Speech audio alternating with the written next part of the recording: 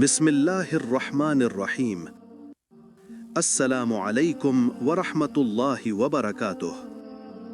नाजरीन, आज हम आपके लिए लेकर आए हैं हज़रत मूसा अलैहिस्सलाम और फ़िरौन का वो अजीम वाक़या जो कुरान पाक में सबसे ज़्यादा बयान हुआ है और जो हम सबको एक बड़ा सबक देता है। हज़रत मूसा अलैहिस्सलाम की पैदाइश एक ऐसे दौर में हुई जब फ़िरौन बनी इसराइल पर जुल्म की इंतहा कर चुका था।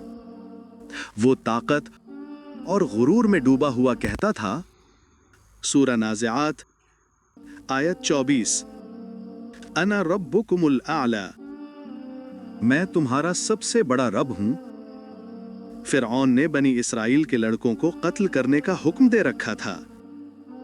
ऐसे खौफनाक माहौल में अल्लाह ने मूसा अलैहिस्सलाम की हिफाजत खुद फरमाई।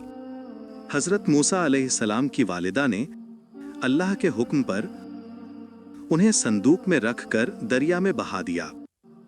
संदूक बहता हुआ फ़िरौन के महल के करीब जा पहुंचा और फ़िरौन की बीवी आसिया ने इस नन्हे बच्चे को उठाकर अपनी गोद में ले लिया। यूं अल्लाह ने मूसा अलैहिस्सलाम की परवरिश इसी के घर में करवाई जिससे उनको खतरा था। कुरान कहता है, सूरह क़सस आयत 7, वअौहैना इला उम्मी मूसा अन अर्दिईह, और हमने मूसा की मां के दिल में डाल दिया कि उसे दूध पिलाओ। वक्त गुजरता गया, मूसा अलैहिस्सलाम जवान हुए, ताकतवर हुए, दाना और बावकार हुए। बचपन से जवानी तक अल्लाह ने मूसा अलैहिस्सलाम को इज्जत और हिकमत अता की। एक दिन मिस्र में एक झगड़ा हुआ और गलती से एक शख्स मूसा अलैहिस्सलाम के हाथों मर गया। वहां से बचने के लिए मूसा मदियन की तरफ निकल गए। कुरान बयान करता है, सूरह क़सस आयत 21, फ़ख़रज मिन्हा ख़ाइफ़न यतरक़्क़बु, बस वो वहां से डरता और हालात पर नजर रखते हुए निकल गया। मदियन में उन्हें हज़रत शुएब अलैहिस्सलाम का घर मिला। वहीं शादी हुई, घर मिला, सुकून मिला और सालों बाद हुक्म इलाही के साथ वापसी का सफर शुरू हुआ। रास्ते में कोहे तूर पर अल्लाह ने मूसा अलैहिस्सलाम को नबूवत अता फरमाई। कुरान कहता है, सूरह ताहा आयत 14, इन्नी अनल्लाहु ला इलाहा इल्ला अना फ़अबुदनी, यकीनन मैं ही अल्लाह हूं, मेरे सिवा कोई माबूद नहीं, बस मेरी ही इबादत करो। यही वो मकाम है जहां मूसा अलैहिस्सलाम को दो अजीम मौजज़े मिले, असा का सांप बन जाना और हाथ का चमक उठना। अल्लाह ने हुक्म दिया, सूरह ताहा आयत 24, इज़हब इला फ़िरऔना इन्नहु तग़ा, फ़िरौन के पास जाओ, बेशक वो सरकशी में हद से बढ़ गया है।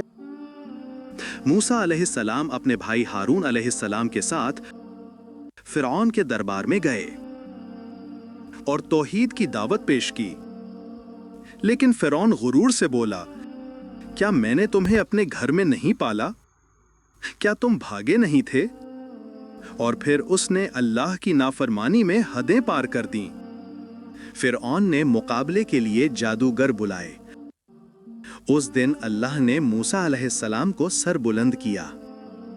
कुरान कहता है, सूरा ताहा आयत 69, वअल्क़ि मा फ़ी यमीनिका तल्क़फ़ मा सनअू, ए मूसा, जो तुम्हारे दाएं हाथ में है इसे फेंको, वो उनकी बनाई हुई चीजों को निगल जाएगा।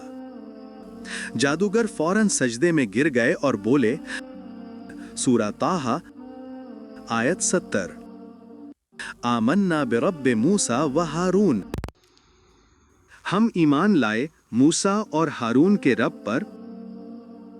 जब जुल्म अपनी हद को पहुंच गया तो अल्लाह ने मूसा अलैहिस्सलाम को हुक्म दिया कि बनी इसराइल को लेकर निकल जाएं। फ़िरौन अपने लश्कर के साथ पीछे आया। समंदर के किनारे अल्लाह ने हुक्म दिया, सूरह तौहा आयत 77, फद्रिब लहुम तरीकन फिल बहरी यबसन, बस ए मूसा समंदर पर अपनी लाठी मारो, उनके लिए समंदर में खुश्क रास्ता बना दो। समंदर 2 हिस्सों में तकसीम हो गया।